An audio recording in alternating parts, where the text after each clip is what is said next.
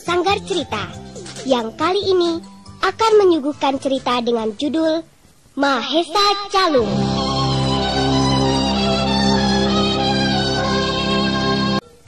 Hei, bawa-bawa tikar mau kemana? Loh, malam ini kan bulan purnama, langit cerah, lihat tuh ke atas. Wah, iya benar. Iya ya, bulannya bulat dan besar sekali. Aku ikut ah. Kita main-main di bawah sinar bulan purnama. Main apa? Ya main peta umpet aja. Jangan, kita main buta-butaan. Kalau bulan purnama begini ini, yang paling tepat kita menyanyi atau menari. Itulah kenapa aku bawa tikar. Iya, ayo dong yang pintar nyanyi. Nyanyilah. Itu si Titik. Baiklah, aku nyanyi duluan. Tapi nanti gantian loh. Iya.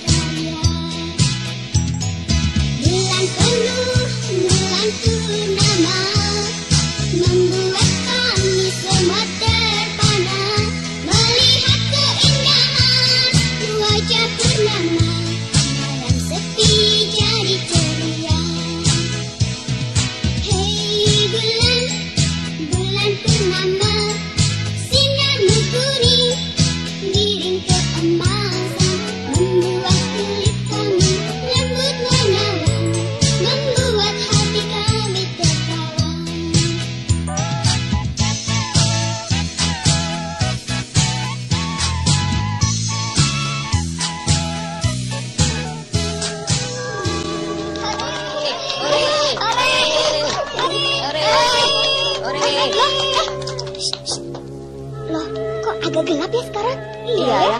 Oh, lihat. Bulannya tidak bulat lagi. Iya, sebagian gelap. Oh, barangkali gerhana bulan. Oh, iya, gerhana bulan. Suara apa itu? Seperti suara Antoni tabuh. Langit semakin gelap. Ih, takut aku. Ayo pulang deh. Oh iya, ayo pulang aja. Orang bilang gerhana itu bulannya dimakan raksasa besar yang namanya Mahesa Calung. Raksasa besar. Iya. Ih, ayo cepat pulang. Aku takut. Iya, ayo. Yuk, ayo cepat pulang. Semakin gelap. Kita takut.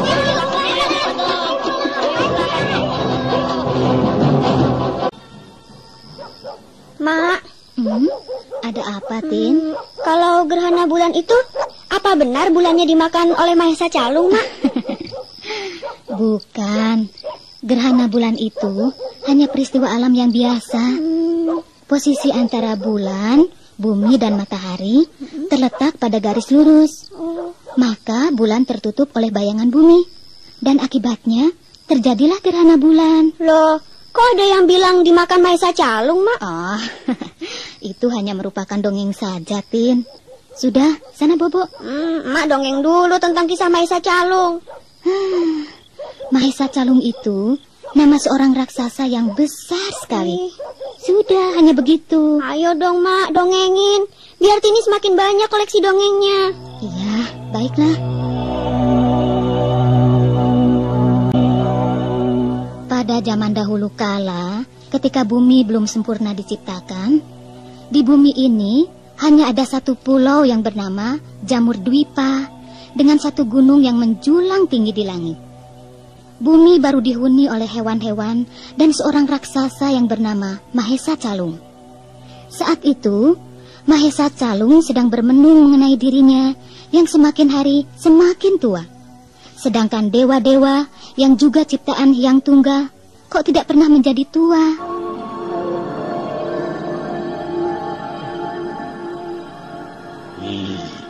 Selamat pagi Dewa Bayu. Selamat pagi Mahesa Calung. Dari hari ke hari kalau saya perhatikan, Paduka tetap nampak segar. Sampai 1000 tahun pun aku akan tetap segar, Mahesa Calung. 1000 tahun Paduka. Kenapa kau heran, Mahesa Calung? Sampai akhir zaman pun, aku dan dewa-dewa yang lain juga akan tetap segar. Kami para dewa tidak akan pernah mati. Sedangkan makhluk ciptaan yang lain, termasuk kau, akan mengalami tua dan mati. Kenapa begitu? Ya, karena memang sudah begitu kehendak Sang Hyang Tunggal. Hyang Tunggal telah menugaskan aku untuk menjaga jamur Dwipa. Sedangkan para dewa pekerjaannya ringan-ringan. Kenapa aku harus menjadi tua dan mati? Sedangkan para dewa malah tidak akan mati. Ketentuannya memang harus begitu. Para dewa hidup abadi di surga nirwana. Sedangkan makhluk ciptaan lainnya hidup di bumi menunggu kematian tiba. Itu sama sekali tidak adil. Dan tentunya ada yang menyebabkan perbedaan itu. Kau tahu apa yang menyebabkannya, Dewa Bayu? Begini, Mahesa Calung. Pada awal penciptaan dulu, Sang Hyang Tunggal membagikan seteguk tirta merta pada para dewa. Apa itu tirta merta? Air kehidupan. Barang siapa minum air itu, meskipun sebatang rumput, ia akan hidup abadi tanpa mengenal maut. Ya, di sini rupanya letak rahasianya. Lalu kenapa aku tidak diberi tirta merta itu? Aku tidak bisa menjawab pertanyaan itu, Calung. Karena itu sudah merupakan kehendak Hyang Tunggal. Kalau begitu, Hyang Tunggal tidak adil. Jangan berkata seperti itu, Mahesa Calung. Dewa Bayu, dengan sungguh-sungguh aku bertanya. Dan jawablah dengan benar. Di mana air kehidupan itu berada? Aku tidak punya hak untuk menjawab pertanyaan itu, Mahesa Calung. Apa yang kau inginkan? Aku juga ingin minum air kehidupan itu. Kau tidak akan bisa. Kodratmu memang sudah begitu. Kodrat apa? Aku tidak percaya akan kodrat. Kau akan celaka kalau berusaha menentang kodrat. Bohong. Kalian para dewa takut kalau aku saingi, bukan? Sama sekali tidak. Kau saingi atau tidak ada pengaruhnya buat kami. Dengan cara apapun, aku harus mendapatkan air itu. Jangan takabur, Mahesa Calung. Tunggu saja. Pada saatnya nanti kau juga akan menerima air itu. Sampai kapan? Sampai kapan aku harus menunggu? Kalau kelakuanmu sudah berubah, kalau pikiranmu hanya tertuju pada Hyang Tunggal, dan segala apa yang mengandung darah tidak lagi kau makan. Omong kosong apa ini? Aku akan sangat tersiksa kalau tidak menyantap sesuatu yang mengandung darah. Darahlah yang membuat semangat dan segar. Kekuatanku akan pudar tanpa darah. Itulah sebabnya oleh Hyang Tunggal kau tidak diberi tirta merta. Karena sikap dan niatmu masih seperti itu. Tidak, aku tidak percaya. Sampai kemanapun air kehidupan itu akan kucari. Sia-sia, Mahesa Calung. Karena tirta merta itu merupakan anugerah, tidak bisa dicari. Kalau memang Hyang Tunggal sudah menghendaki, maka akan dikaruniai. Tetapi kalau belum, ya tidak akan bisa. Tidak ada makhluk yang bisa mendahului kehendak Yang Maha Tunggal. Kau boleh bicara semaumu, tapi aku tidak percaya. Yang Tunggal tidak boleh main kuasa seperti itu. Akan kubuktikan bahwa Mahesa Calung bisa mendapatkan air kehidupan itu.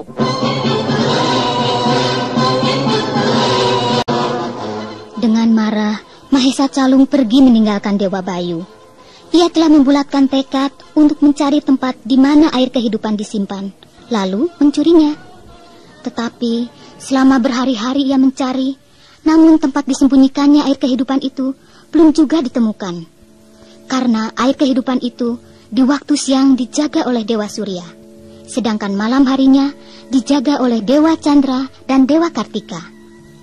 Atas kecerdikannya, Mahesa Calung mengambil waktu senja.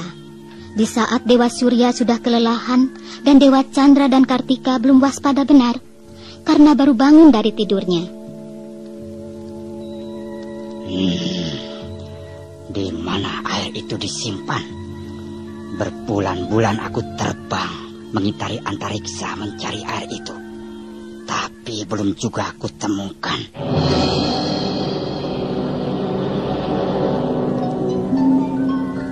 Air yang kau cari itu ada dalam dirimu sendiri. Siapa kau? Aku adalah sesembahanmu. Ada yang menyebutku Yang Maha Esa.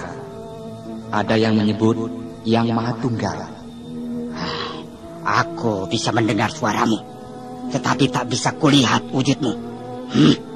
Tampakkan wujudmu kalau kau memang sesembahanku. Aku memang tidak bisa dilihat oleh sebangsamu. Tetapi bagi yang telah meminum air kehidupan, bisa melihat aku. Aku sudah mencari air itu. Di mana kau menyimpannya? Tadi sudah kukatakan, air kehidupan itu ada dalam dirimu sendiri. Kau tidak akan pernah bisa menemukannya di luar. Kau mau mengelabui aku rupanya. Kalau air kehidupan itu sudah ada dalam diriku, aku sudah tentu terbebas dari kematian. Selama keakuan masih menguasai dirimu, kau tidak akan bisa menemukan air kehidupan itu.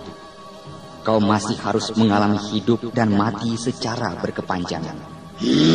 Kau pasti bukan Yang Tunggal. Kau pasti suara penyesat. Kau memang belum saatnya menerima karunia itu. Hanya dari sini kau suara. Jangan menggodaku. Aku tidak sudi mendengar suaramu. Kebenaran memang selalu dicampakkan oleh yang dungu, yang sombong, dan yang tamak. Sekali kau menolak aku, kau akan menyesal selamanya, Mahesa Calung. Suara siapa sebenarnya yang tadi itu? Dari mana dia mengetahui namaku? Persetan. Yang penting aku harus bisa hidup abadi. Karena mati itu sangat menakutkan. Air kehidupan harus kutemukan. Seluruh antariksa telah kujelajahi. Aku harus terbang ke langit tingkat 7. Ya!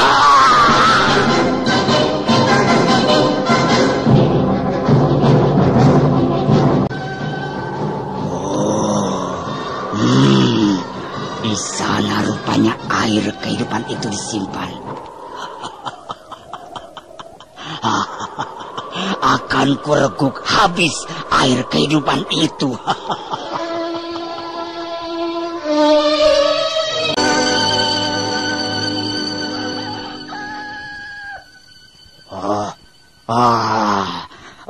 Kau telah bangun, Dewa Surya.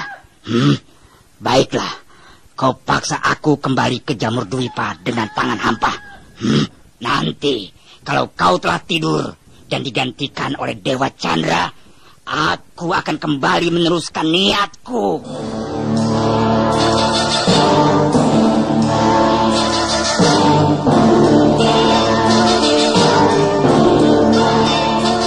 Mahesa Calung melesat terbang kembali ke Jamur Dwipa. Tapi Dewa Surya meskipun baru bangun, ia melihat bayangan Mahesa Calung berkelebat. Dewa Surya mulai menaruh curiga. Maka di sore harinya, sebelum berangkat ke peraduan, ia berpesan kepada Dewa Chandra. Dewa Chandra, kuharap malam ini kau lebih waspada dalam menjalankan tugasmu. Aku melihat tingkah yang mencurigakan. Jangan khawatir, Kang Mas. Aku mempunyai banyak teman, adik-adikku Kartika. Ya, tetapi di samping Kartika masih kecil, jaraknya sangat berjauhan. Baiklah, Kang Mas. Memang tak ada jeleknya kalau kita selalu waspada. Selamat beristirahat, Kang Mas. Ketika Dewa Surya mulai masuk peraduan, sampai esok pagi tak ada yang berani membangunkannya. Kesempatan itu dimanfaatkan oleh Mahesa Calung untuk melaksanakan niat jahatnya. Ia mengendap-endap, melompat dari balik awan satu ke gumpalan awan yang lain, agar tidak terlihat oleh Dewa Chandra. Sedangkan Dewa Chandra seperti biasanya, sibuk bersolek mempercantik diri. Dari pantulan cerminnya, ia melihat bayangan Mahesa Calung menyelinap di balik awan. Kemudian, ia meletakkan cerminnya, lalu berusaha mengamati gerak-gerik Mahesa Calung. Mahesa Calung, mau kemana kau? Jangan dikira aku tidak melihatmu. Kurang ajar, ketahuan juga. Keluarlah dari balik mega itu. Apa kau sudah lupa akan peraturan? Bahwa pada malam hari aku yang berkuasa. Siapapun yang memasuki antariksa harus seizin aku. Jangan sok main kuasa, Chandra. Dikira aku takut menghadapimu. Aku tahu kau adalah dewa yang paling lemah. Kau bisanya hanya bersolek. Kau tak akan mampu melawanku. Apa yang akan kau lakukan, Mahesa Calung? Bagaimanapun lemahnya aku, tapi aku tetap dewa yang lebih berkuasa daripada kamu. Kau pikir aku takut dengan kau, Dewa Banci yang suka bersolek? Kau jangan kurang ajar, Calung. Apa yang akan kau lakukan malam-malam begini berkeliaran di antariksa? Tanpa tedeng aling-aling, aku sedang mencari di mana Tirta Merta disimpan. Kau tidak perlu menghalangi maksudku. Hei, Calung, tunggu. Tirta Merta adalah suatu barang sinengkar. Kau tidak boleh menyentuhnya. Astaga, dia tidak mau mendengar suaraku. Aku harus mengejarnya.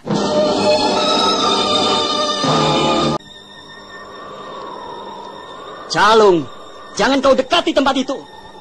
Wah, gawat. Dia sudah mendekati daerah di mana Tirta Merta disimpan. Kakang Bayu, tolong!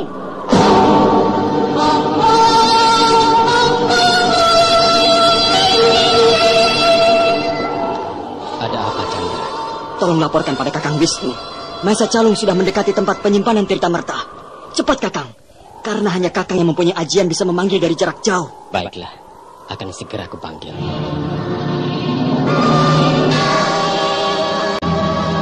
Ada apa, Dimas? Kenapa kalian memanggilku? Mahesa Calung, Kang Mas. Dia telah memasuki Suralaya, Kang Mas. Tirta Merta terancam. Aduh, jagat Dewa Batara. Kenapa dia bisa sampai di Suralaya? Lihat itu, Mahesa Calung, Kakang. Dia telah berhasil menemukan cupu manik tempat Tirta Merta. Senjata cakramu, Kang Mas. Cepat, Kang Mas. Sebelum dia sempat meminum air kehidupan itu. Iya. Kalian jangan membuatku gugup saja. Oh, dia sudah membuka tutup cupu manik itu, Kang Mas. Dia hampir meneguk Tirta Merta. Sampailah pada sasaranmu, Cakra. Yeah!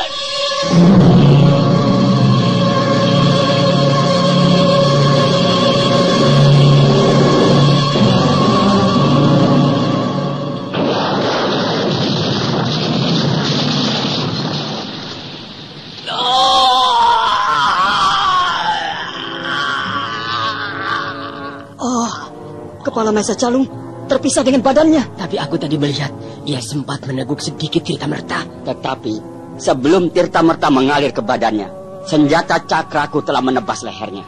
Kalau begitu, kepalanya telah terkena Tirta Merta. Ya, kepala Mahesa Calung akan hidup abadi karena telah terkena sawab Tirta Merta. Awas kau, Chandra. Engkaulah yang menyebabkan aku kehilangan badanku. Aduh, setiap ada kesempatan, aku pasti akan memangsamu. Pergilah kau, Calung. Kau telah berbuat lancang. Aku tidak mau kembali ke bumi lagi, karena bukan di sana lagi tempatku. Meskipun hanya kepala saja, aku telah minum Tirta Merta. Aku akan abadi.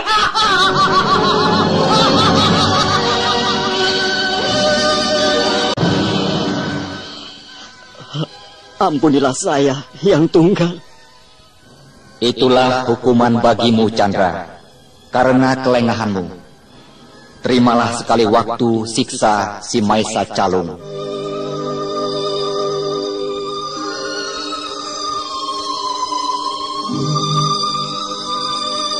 Tapi kau tidak perlu selalu berduka, Dimas Chandra. Engkau adalah makhluk dewata. Raksasa itu bisa menelanmu, tapi ia tak akan bisa membunuhmu. Di samping itu, makhluk di bumi ada di pihakmu. Kembalilah bertugas seperti sedia kala. Baiklah, Kanda Wisnu.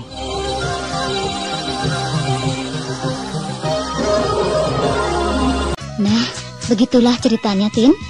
Sudah, kamu bobo sana. Tapi badannya Mahesa Calung itu jatuh kemana, Mak? Badan Mahesa Calung yang besar itu menjatuhi gunung dan pecah berantakan menjadi pulau-pulau seperti sekarang ini. Lalu, apa hubungannya gerhana bulan dengan menabuh lesung itu, Mak? Menurut ceritanya, lesung atau antan itu adalah bekas potongan-potongan tubuh Mahesa Calung. Oh. Maka kalau sedang gerhana bulan atau Mahesa Calung sedang menelan bulan, kalau tubuhnya dipukuli, maka kepala Mahesa Calung akan segera mengeluarkan bulan itu kembali. Oh, begitu maksudnya. Iya. Tetapi yang sebenarnya nggak begitu kan ya, Mak ya? Ya jelas enggak. Namanya juga cerita. Kalau memang bayangan bumi yang menutupi bulan sudah mulai bergeser, maka lambat laun bulan itu dengan sendirinya akan nampak kembali. Tin, disuruh tidur malah kemana kau, Tin? Iya, Mak. Bulannya sudah bulat penuh lagi. Gerhananya sudah lewat. Selamat tidur, Mak. Selamat tidur, Tin. Semoga kau mimpi bertemu dengan Mahesa Calung. Mana nakutin? Kan cuma dongeng. Masa takut? Sudah, sana tidur. Ya, Mak. Sampai di sini perjumpaan kita dengan aneka kisah dan lagu. Semoga kita bisa mengambil manfaat dari kisah yang baru kita dengarkan tadi. Dan sampai bertemu kembali pada kisah yang lain. Selamat berpisah.